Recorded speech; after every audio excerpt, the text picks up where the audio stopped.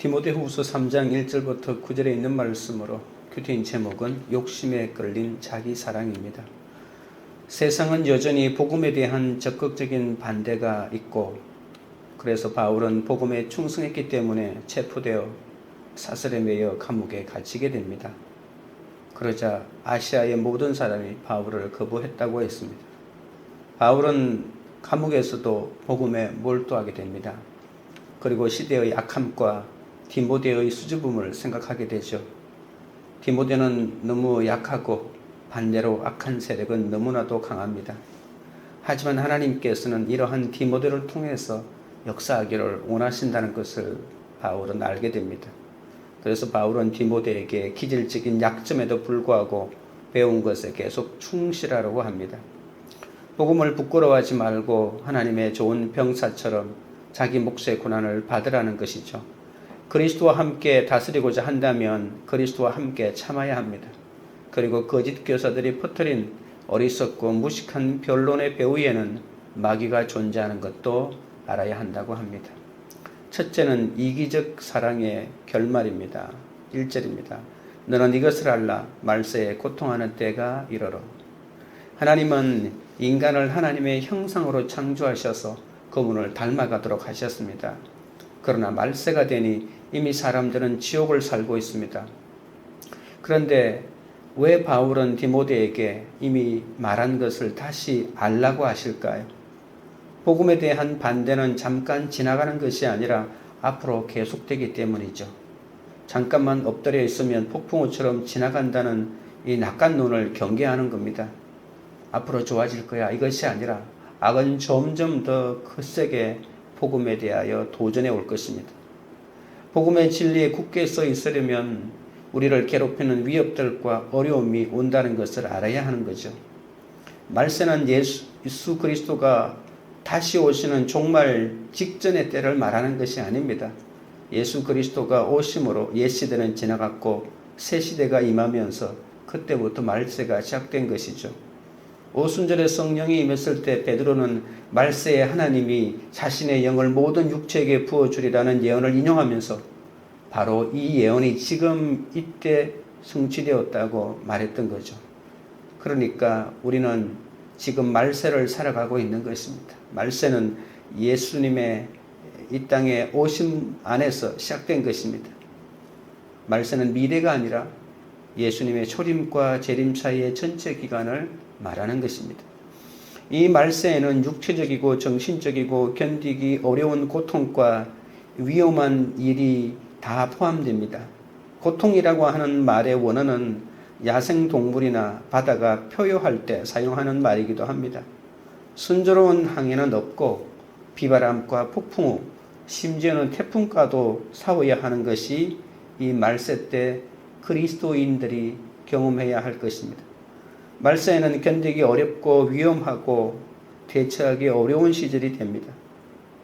말세가 고통스러운 이유는 그럼 무엇일까요? 그것은 모든 사람의 본성이 왜곡되고 자기중심적으로 행동하고 불경건하여 그 마음에 하나님의 가르침에 적대감을 가지고 있기 때문이라는 겁니다. 온갖 나쁜 사람들이 활동한 결과라는 것이죠.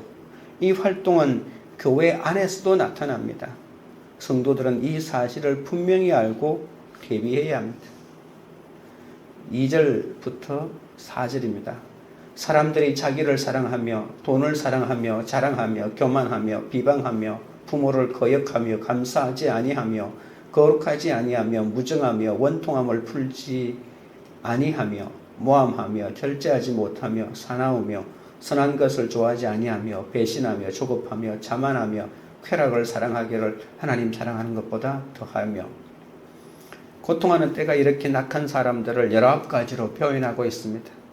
이것은 일반적인 세상이 아니라 하나님께서 이 땅에 당신의 나라를 만들기 위해서 허락하신 교회 안에서도 이러한 사람들이 나타난다는 것을 우리가 명심해야 합니다. 17개가 자기를 사랑하는 자와 그리고 마지막에 하나님보다 쾌락을 더 사랑하는 자, 이 사이에 들어가 있습니다. 19가지 가운데 4개가 사랑이란 단어와 복합적인 단어를 만들고 있죠. 사랑이 잘못된 방향으로 가고 있는 것을 보여주는 겁니다. 하나님보다 자기를 사랑하고 돈을 사랑하고 쾌락을 사랑합니다. 자기를 사랑하는 사람은 자랑하고 교만하며 남을 비방하기 쉽습니다. 사랑하는 사람은 헛새 부리고 교만한 사람은 오만하고 거드름을 피우는 사람입니다. 비방은 자신에 대해서 과장하고 다른 사람은 멸시하고 나쁘게 말하는 사람을 말하는 거죠. 그 다음에 5가지는 가정생활과 관련이 있습니다. 특히 젊은 사람이 자기 부모를 대하는 태도를 말합니다. 타고났어야 하는 자질들이 부족하다는 것을 말하고 있습니다. 부모를 거역하고 부모에게 감사하지 않는 것은 마땅히 해야 할 기본적인 감사가 부족한 것이죠. 거룩하지 않다는 말은 원어로는 부모를 존경하지 않는 자식을 말할 때 사용합니다. 무증하다는 보통 인간이 가지는 애정이 전혀 없다는 말이죠. 부모와 자식이 서로 사랑하는 것은 자연스러운 창조 질서의 일부분이잖아요. 원통함을 풀지 않는 것은 타협하지 않는다는 것입니다. 좋은 의미에서 타협하지 않는다는 것이 아니라 한번 자기 고집을 부리면 끝까지 고집을 꺾지 않는다는 겁니다. 젊은 사람들이 너무나도 반항적이라 협상 테이블에 앉으려고도 하지 않는 상황을 말하는 겁니다. 이상적인 사회는 자녀와 부모의 관계가 순종과 감사와 존경과 애정과 이 합리성의 특징을 가지는데 고통하는 때가 이르면 이 5가지가 다 부족하게 되어 힘든 가정이 되고 만다는 거죠. 이 목록에 남은 7단어는 분명히 가정보다는 더 넓은 범위를 다룹니다. 모함부터 시작하는데 모함은 문자적으로는 마귀들이라고 하는 뜻입니다. 헐뜯는 험담꾼을 말하는 거죠. 다른 사람들 뒤에서 나쁜 말을 멈추지 않습니다. 절제하지 못하는 사람은 방탕하고 다스리기 어려운 사람입니다. 사나운 자는 길들여지지 않는 사람이고 선한 것을 좋아하지 아니하는 사람은 선한 것에 대하여는 전혀 관심이 없습니다. 배신은 말과 행동에 전혀 생각이 없어 조급하고 자만하고 우쭐대는 사람이죠. 누가복음 6장 16절에서 배신한 가룟 유다를 말할 때 사용한 말이기도 합니다. 부모에 대한 불순종, 감사하지 않음, 존경하지 않음, 무증하고 절제와 충성과 신중함과 겸손이 부족한 것은 이 불경한 자기중심주의의 결과란 말입니다. 한마디로 이기주의자들이라는 뜻이죠. 자랑하며 교만하며 자만한 사람은 절대 다른 사람을 섬기기 위해서 자기 자신을 희생하지 않습니다. 하나님이 세우신 질서는 먼저 마음과 영혼과 뜻과 힘을 다하여 하나님을 사랑하고 그 다음에 이웃을 사랑하고 우리 자신은 제일 마지막에 사랑하라는 것 아닙니까? 그런데 이 순서가 바뀌어져서 자신을 제일 먼저 사랑하고 하나님을 제일 마지막에 놓고 살아가는 거죠. 왜냐하면 그렇게 하면 행복할 것 같으니까 그렇죠. 그러나 행복할 것 같지만 더욱더 큰 고통이 따르게 된다고 말하고 있는 것이죠. 하나님보다 자기 자신을 더 사랑해서 자신이 주인 되어서 살아가면 고통할 수밖에 없습니다. 하나님보다 돈과 쾌락을 선택한 타락의 결과가 얼마나 무서운 것인지 성경은 너무나도 잘 보여주고 있지 않습니까?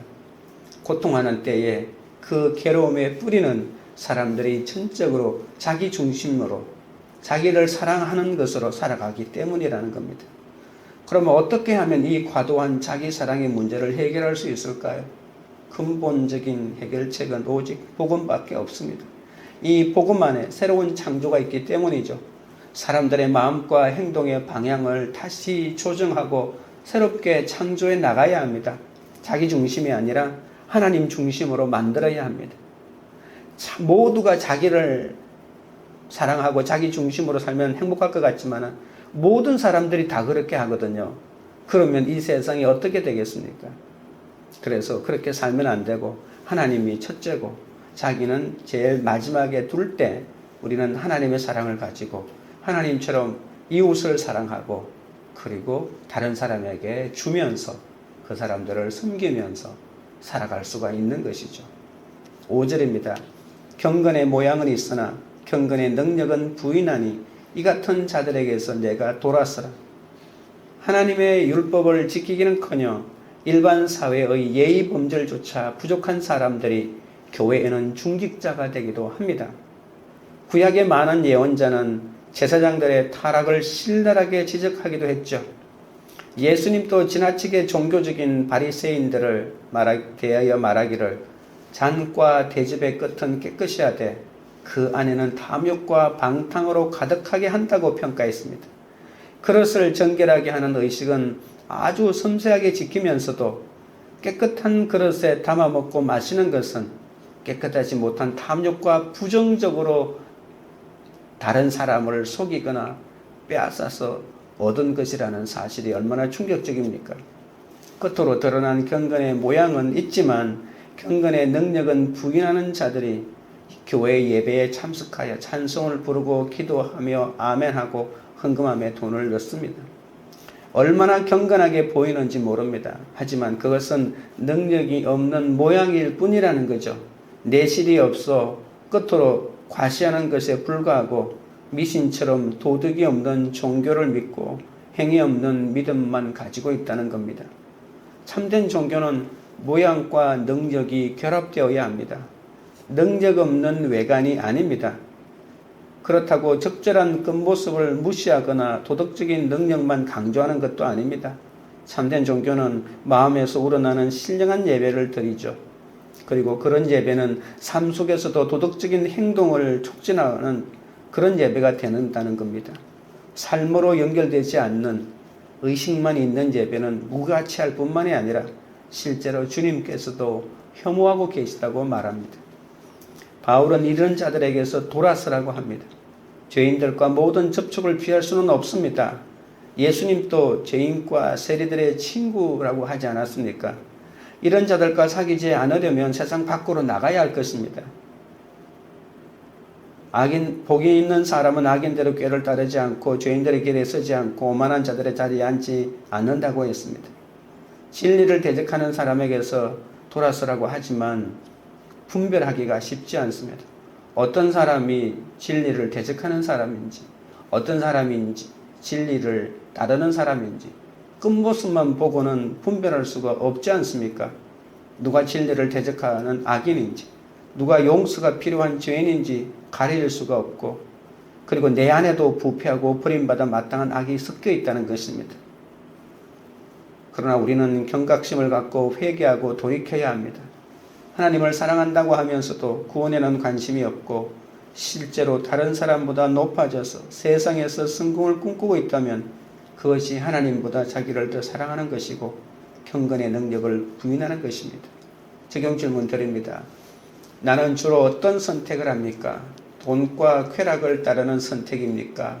하나님을 사랑함으로 나와 다른 사람의 구원을 위해 적용하는 선택입니까? 둘째는 욕심에 끌려입니다. 6절입니다. 그들 중에 남의 집에 가만히 들어가 어리석은 여자를 유인하는 자들이 있으니 그 여자는 죄를 중히 지고 여러 가지 욕심에 끌린 바 되어. 사도가 말하는 사람 가운데 불경건한 자기 사랑과 악의로 가득 찬 사람이 믿음을 고백할 뿐만이 아니라 적극적으로 종교를 전하는 사람들도 있다는 것입니다. 그들은 이 전도의 열정이 얼마나 불타올랐던지 적군의 포로로 잡혀가 있는 동료를 구해내는 군사작전을 펴듯이 열심을 냅니다. 여기에 유인하다라고 하는 말이 있잖아요. 이 말은 전쟁에서 어떤 사람을 포로로 잡는다는 그런 뜻입니다. 얼마나 정신없이 말했던지 넋을 잃게 하고 속이는 일까지 한다는 것입니다. 그들은 공개적인 방법으로 전도하는 것이 아니라 은밀하고 교묘한 방법으로 자신들의 목적을 이루려고 하는 거죠. 그래서 살금살금 몰래 일하는 사람들을 뜻합니다. 물론 이들이 전하는 것은 복음이 아니라 자기 자신들이 믿고 있는 그러한 왜곡된 복음을 전하는 자들이죠. 이들은 일종의 종교 장사꾼들로 개인들의 집에 살며시 들어갑니다. 남자들이 밖에 일하러 나가고 없는 틈을 타서 어리석은 여자들을 집중 공략합니다. 마치 뱀이 처음에 하와를 속이듯이 말입니다. 오늘날 여호와의 증인을 포함한 온갖 이단들이 이런 책략을 사용합니다. 집집마다 돌아다니면서 몰래 접근하여 자신들이 원하는 것을 이루어내죠. 이렇게 당하고 있는 사람을 여자라고 이렇게 어리석은 여자라고 표현하는데 다른 원어로 보면 작은 여자들이라고도 합니다. 이 말은 게으르거나 어리석거나 약한 여자들을 경멸하여 부를 때 사용하는 말입니다. 그 여자들은 도덕적으로 나약했습니다. 왜냐하면 6절 뒷부분에 보십시오. 그 여자는 죄를 중히 지고 여러 가지 욕심에 끌린 바 되었다고 말하는 거죠. 그들의 죄는 그들에게 짐이었습니다. 거짓 교사들이 가만히 그들의 집에 들어와서 그들의 죄의식과 약점을 자극하는 거죠. 그래서 그들이 가지고 있는 이 죄의식과 약점을 자극하여 자기들이 전하는 그 말을 믿고 따르게 만드는 것입니다. 신앙생활을 한다고 값을 치르며 열심을 내고 수고하는데도 오랫동안 성장이 없고 또 기쁨도 없다면 자신의 중심을 점검해 보아야 합니다. 7절입니다. 항상 배우나 끝내 진리의 지식에 이를 수 없느니라. 그 여자들의 특징을 7절에 너무 뼈아프게 지적하고 있죠. 그 여자들은 지적으로 약하고 불안정하고 경솔임이 있고 잘 속는다는 거죠. 이들은 또한 얼마나 열심히 배우는지 모릅니다. 무엇이든지 배우려고 하고 무엇이든지 알려고 합니다. 그렇지만 이 배움에 진보가 전혀 없습니다. 그래서 진리의 본질을 깨닫지 못합니다. 항상 말씀을 배우지만 끝내 진리를 맛보지 못하는 것은 죄의 문제를 여전히 벗어버리지 못한 채 여러 가지 욕심에 끌려다니고 있기 때문이죠. 주님이 허락하신 죄의 용서를 받아들이지 못합니다. 이해를 못합니다. 욕심 때문에 유혹에 넘어지고 죄를 반복해서 짓는 어리석음에 빠져드는 거죠. 체질적으로 어떤 견고한 확신도 없고 이리저리 요동치는 배와 같습니다. 그런 정신적인 혼란 상태를 가지고 있는데 외양으로 그럴듯한 거짓 교사들이 들어와서 화려한 언변으로 말하자 그냥 자기 속에 있는 문제들을 정확하게 진단해 주는 것 같은 그 유혹에 넘어가는 거죠. 그들이 배우고자 했던 것은 진리에 대한 사랑이 아니라 새로운 것에 대한 병적인 집착일 뿐입니다. 기복적으로 하나님을 섬기면 금방 한계가 오고 자기 모순에 부딪힐 수밖에 없습니다. 하나님이 주시고자 하는 것은 내가 바라는 것이 아니기 때문에 그렇죠. 하나님은 내가 거룩에 이르기를 원하시는데 나는 세상 욕심을 구하면서 이 욕심의 쳇바퀴를 수그러이 계속 돌리고 있지는 않는지 자신을 살펴봐야 합니다. 성품과 지적으로 약한 그런 여자들은 집집마다 방문하는 종교 세일즈맨들의 손쉬운 먹잇감이 된다는 것을 잊지 말아야 합니다. 적용 질문 드립니다. 내가 요즘 무겁게 지고 있는 죄는 무엇입니까? 나는 어떤 욕심에 끌려 자주 넘어집니까? 셋째는 진리를 대적하면입니다. 8절입니다. 얀네와 얀브레가 모세를 대적한 것 같이 그들도 진리를 대적하니 이 사람들은 그 마음이 부패한 자요 믿음에 관하여는 버림받은 자들이다. 전승에 의하면 얀네와 얀브레는 애굽의 바로의 궁중에 있던 마술사들입니다. 모세를 대적했던 얀네와 얀브레를 통해서 지금 진리를 대적하는 거짓 교사들을 역사적으로 대비하고 있죠. 아마 이들도 마술을 행했던 것 같습니다. 바울은 감히 자신을 모세와 동등하게 여깁니다. 얀네와 얀브레가 모세를 대적했던 것처럼 아시아의 거짓 교사들도 진리를 대적했습니다. 사도 바울은 자연스럽게 그러면서 조금도 주저함 없이 자신을 하나님의 진리를 가르치는 사람으로 모세와 같은 위치에 놓습니다. 모세는 율법을 가르쳤고 바울은 복음을 전파했죠. 하지만 율법이건 복음이건 선지자 모세의 가르침이건 사도 바울의 가르침이건 사람들이 반대하고 거부하는 것은 하나님의 진리라는 겁니다. 거짓 교사들은 자신들이 진리를 전한다고 주장하지만 바울은 그들의 마음이 부패하고 오히려 믿음은 버림받은 자라고 합니다. 시험해 보고 부족함이 발견된 자라는 그런 뜻이죠. 9절입니다. 그러나 그들이 더 나아가지 못할 것은 저 두 사람이 된 것과 같이 그들의 어리석음이 드러날 것입니다. 바울은 그들이 더 나아가지 못할 것이라고 확신합니다. 어리석음이 드러난다는 말은 더욱 악해진다는 말이죠. 그들의 거짓 가르침은 일시적으로 마치 코로나가 퍼져나가듯이 퍼져나가지만 그 성공은 일시적이고 순간적이라는 겁니다. 바울이 그렇게 확신하는 이유는 그들이 얀네와 얀보레처럼 될 것이기 때문입니다. 하나님이 밭에 밀을 뿌리실 때 마귀도 잡초를 뿌립니다.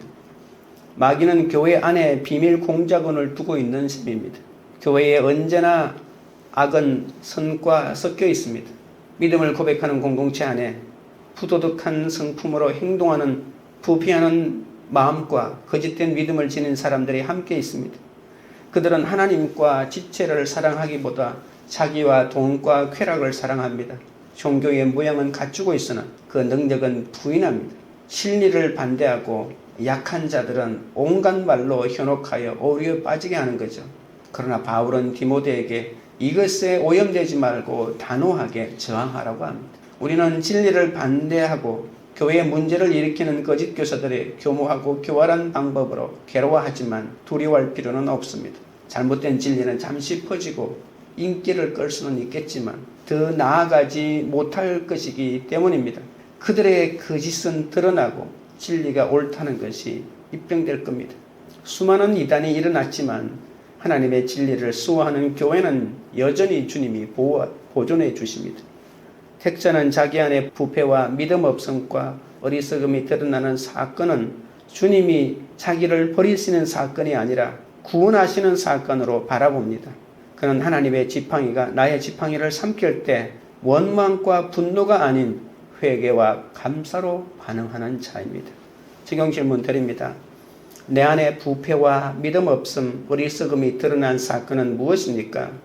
그 일로 내 안에 진리를 대적하는 악함을 뽑아내고 회개와 감사로 반응합니까? 기도드리겠습니다.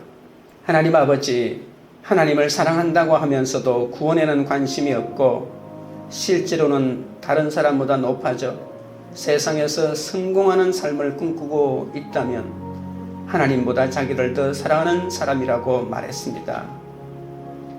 주여, 겉으로는 경건해 보이지만 실상은 속으로는 전혀 경건하지 않는 나를 용서하여 주시옵소서.